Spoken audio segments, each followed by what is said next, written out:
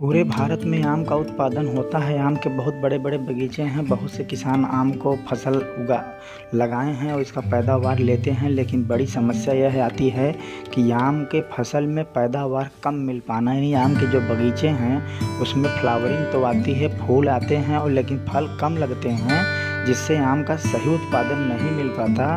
क्योंकि बड़े क्षेत्र में ज़मीन इसमें आपकी इंगेज रहती है, उत्पादन अच्छा नहीं मिल पाता। इससे किसान भाई निराश हो जाते हैं। क्योंकि पेड़ों के सारे देख रेख के बाद एक समस्या आती है कि आम के पेड़ में बौर कम आना, यानी फूल कम आना, जिसको फ्लावरिंग को बौर बोलते हैं लोग। बौर कम आता है और बौर आने के बाद उसमें छोटे छोटे फल, फ्लावरिंग के बाद छोटे छोटे फल कम मात्रा में लगते हैं, जिसके कारण उत्पादन कम होता है। या फल लगते हैं तो बाद में छोटी अवस्था में वो गिर जाते हैं, मर जाते हैं, जिसके कारण एक बौर में जो परसेंटेज होता है 10 से 15% फल टिकने चाहिए, जो कि 2 से 3% फल टिकते हैं, उसमें रुकते हैं, जिससे हमारी पैदावार 2-3 गुना कम हो जाती है।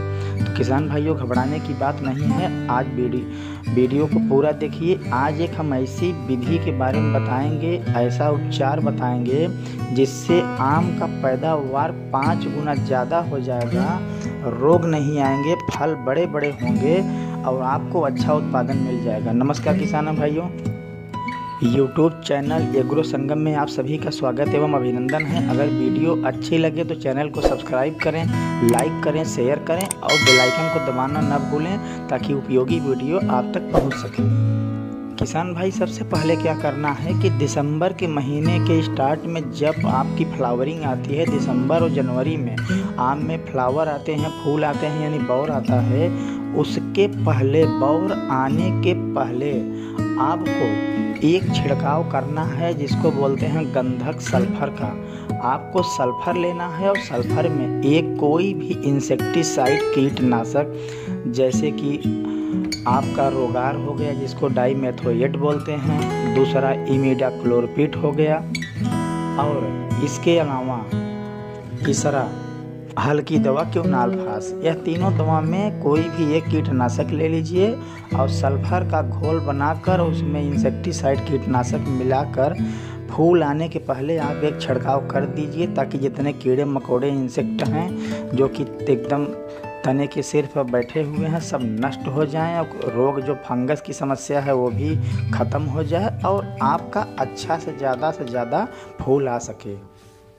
और यह छिड़काव करने के बाद जब दिसंबर के लास्ट में, जनवरी में आपकी फ्लावरिंग होने लगे, बौर आने लगे, फूल आने लगे, जब फूल छोटी अवस्था में हो तभी उसमें फंगस की, फफूंद की समस्या न बने, ताकि फूल के गुच्छों को लपेट ले लुटुरा रोग लग जाए, जिसके कारण बौर के गुच्छे खराब हो जाएं और आपको उसमें फलत कम लगे।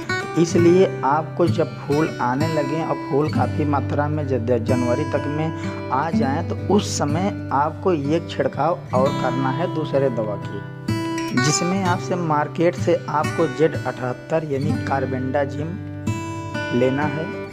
कार्बेंडाजिम लेना है, फंगीसाइड है, ताकि जो लुटुरा रोग है, फफूंद है, मर जाए। और उसके साथ दूसरा दवा इमिडाक्लोरपिड। दोनों ये दवा, एक फंगस की दवा और एक इंसेक्ट की दवा, दोनों मिलाकर आपको एक छिड़काव कर देना है। तो बौर में किसी प्रकार के रोग नहीं आएंगे, कीट नहीं आएंगे और फंगस नहीं लगेंगे, फूल की मात्रा बढ़ जाएगी। ध्यान रहे, फूल आने के बाद फंगीसाइड और इंसेक्टिसाइड यानी कार्बेंडाजिम और इमिडाक्लोरपिड का 15 दिन के अंतराल पर 2 छिड़काव किसान भाई आपको करना है।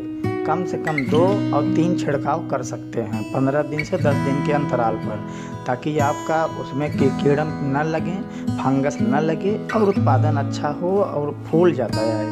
और जब यह छिड़काव हो जाए, जब छोटे छोटे उसमें से सरसों के दाने की तरह जब उसमें फल का आकार बनने लगे, छोटे छोटे बनने लगे, तो उसी समय आपको सावधानी बरतना है कि उत्पादन ज़्यादा करना है और फलत ज़्यादा हो। जो फलत का परसेंटेज है, क्योंकि 100% जो फूल आते हैं उसमें 3 से 4% ही आम आपका उसमें रुक पाते हैं, फल छोटे छोटे बच्चों के रूप में रुक पाते हैं, जिसके कारण आपका उत्पादन कम होता है। ध्यान रहे आपको 10 से 15% फलद रोकनी है, उसमें फलों को रोकना है, झड़ने न पाए, मरने न पाए। तो इसके लिए आपको उपयोगी दवा बता रहे हैं, वीडियो को पूरा देखिएगा। यह आप लोगों के लिए बहुत हितकारी और उपयोगी वीडियो है। जिनके पास आम है वो इस विधि से उसको पूर्ण रूप से रोककर उत्पादन को बढ़ा सकते हैं।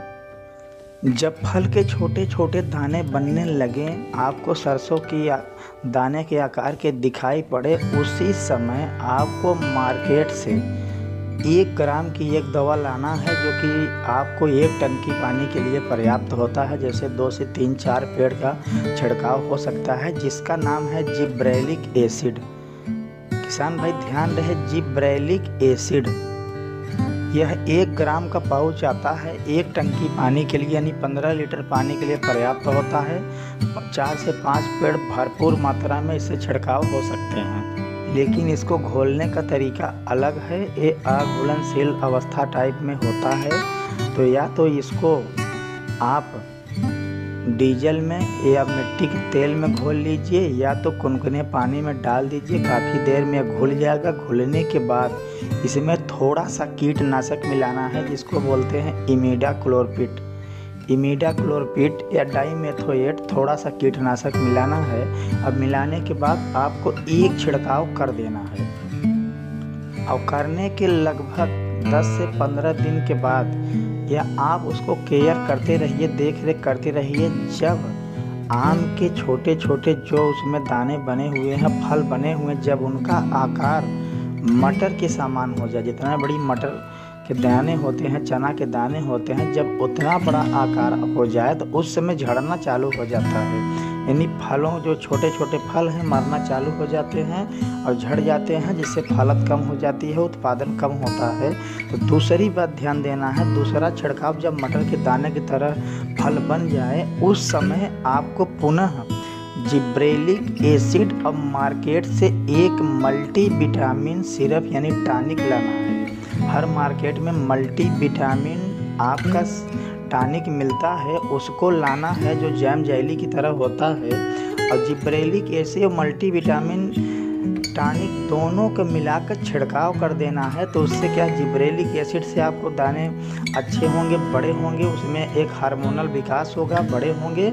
और टॉनिक से मल्टीविटामिन इतनी मजबूती आ जाएगी कि एक भी आपका आम का फल गिरेगा नहीं, और 15 से 20% आपकी फलत होगी।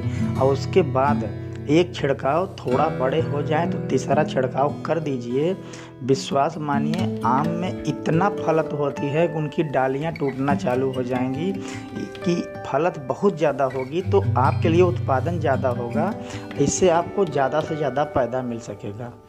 तो किसान भाई, समस्त विधियों को अपनाते हुए आप आम के फल में अपना पैदावार बढ़ा सकते हैं। किसान भाई, मुझे आशा है कि आप इस वीडियो को देखेंगे और इस तरीके को अपनाएंगे, और आप ज़्यादा से ज़्यादा फल उत्पादन को बढ़ाएंगे और लाभ लेंगे। धन्यवाद किसान भाई।